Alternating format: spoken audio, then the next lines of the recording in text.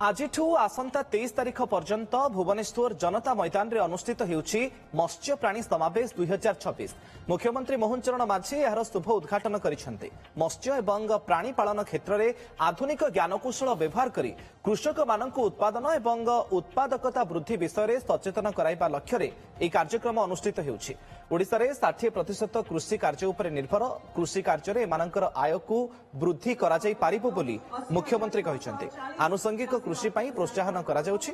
कृषकंकर आर्थिक उन्नति पई सबु व्यवस्था करा जाउछि। मुख्यमंत्री कामधेनु योजना रे 15 लाख रु अधिक लोकंकु शामिल करा जाइछि। ओफेड माध्यम लिटर पिछा दुग्ध 2 टंका वृद्धि पाइछि, जहा चाषी को सहाय हेउछि एवं उत्पादन वृद्धि पाइछि बोली कहिसेंते मुख्यमंत्री। प्रायतः 60% रु अधिक लोक माने कृषि कार्य उपरे निर्भरशील अटंती एवं सरकारंकर मिशन अछि जे कृषि कार्य रे किभଳି भाबरे सेमानंकर आय को द्विगुणित करा जिवो।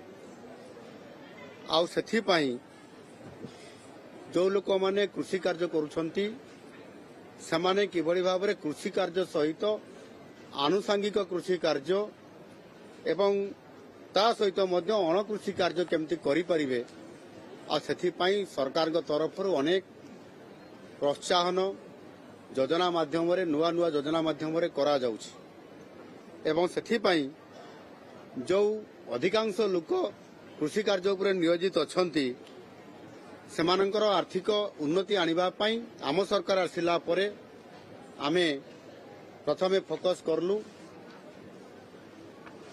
मत्स्य को प्राणी संपद विभाग उपरे और सेथि पई मुख्यमंत्री कामधेनु योजना याकू आमे फोकस करलु।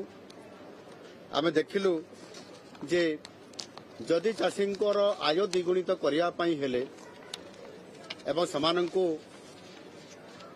स्वावलंबन करिया पई हेले निश्चित भावरे एथिरे मत्स्य एवं प्राणी पालन करिया पई अधिक प्राधान्य दिया जिवो।